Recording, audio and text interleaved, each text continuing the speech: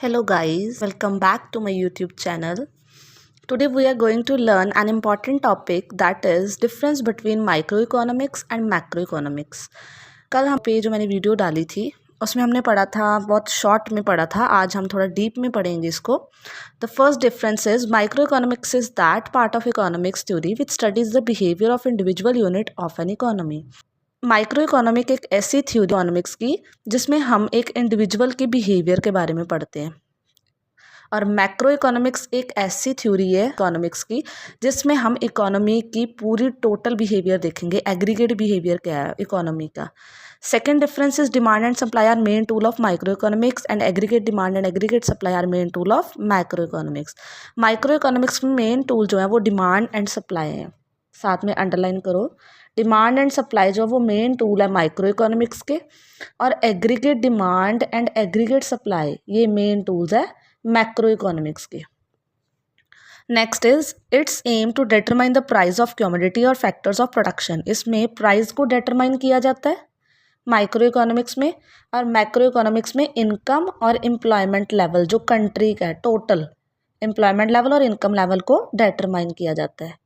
Fourth is it involves limited degree of aggregation. इसमें limited degree है और इसमें हाईएस्ट डिग्री ऑफ एग्रीगेशन. इसमें ज़्यादा डिग्री एग्रीगेशन की टोटल देखा जाता है, और इसमें एक इंडिविजुअल की बात होती है तो इसमें डिग्री ऑफ एग्रीगेशन जो है वो लिमिटेड है.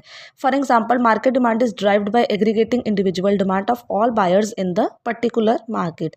तो इसमें मार्केट के जो बायर्स हैं उनकी डिमांड जो है इंडिविजुअली देखी जाती है, और इसमें पूरी एंटायर इकोनॉमी की एग्रीगेट डिमांड देखी जाती है. Next is it assumes that all micro variable are constant. इसमें सारे मैक्रो वेरिएबल्स जो हैं वो कांस्टेंट होते हैं, और इसमें सारे माइक्रो वेरिएबल्स कांस्टेंट होते हैं. मैक्रो वेरिएबल्स कौन से होते हैं, जैसे नेशनल इनकम, कंजम्पशन और सेविंग. और इसमें माइक्रो वेरिएबल कौन से होते हैं, जैसे हाउस होल्ड का डिसीजन और एक प्रोडक्ट का प्राइस. ये सब कांस्टेंट होते हैं. मतलब जब हम माइक्रो इकोनॉमिक्स पढ़ रहे हैं फिर हम मैक्रो को कांस्टेंट मानेंगे, अगर मैक्रो पढ़ रहे हैं तो फिर माइक्रो को कांस्टेंट मानेंगे, क्योंकि अगर हम दोनों इकट्ठे पढ़ेंगे तो मिक्स हो जाएगा. इसलिए हम माइक्रो पढ़ रहे हैं तो मैक्रो को कांस्टेंट मानना है, और अगर हम मैक्रो पढ़ रहे हैं तो माइक्रो को कांस्टेंट मानना है. Next is it is also known as price theory, क्योंकि इसमें प्राइस डिटरमाइन किया जाता है तो इसलिए इसको प्राइस थ्योरी कहते हैं. इसमें इनकम और एम्प्लॉयमेंट लेवल को डिटरमाइन किया जाता है, इसलिए इसको इनकम एंड एम्प्लॉयमेंट थ्योरी कहते हैं.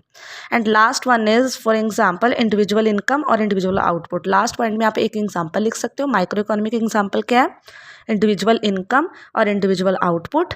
और मैक्रो इकोनॉमिक्स की एग्जांपल क्या है, नेशनल इनकम और नेशनल आउटपुट. इसमें पूरी कंट्री की इनकम और पूरा आउटपुट देखा जाता है, टोटल पूरी कंट्री का.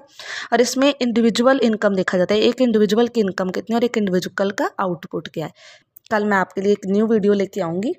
Till then take care, bye bye.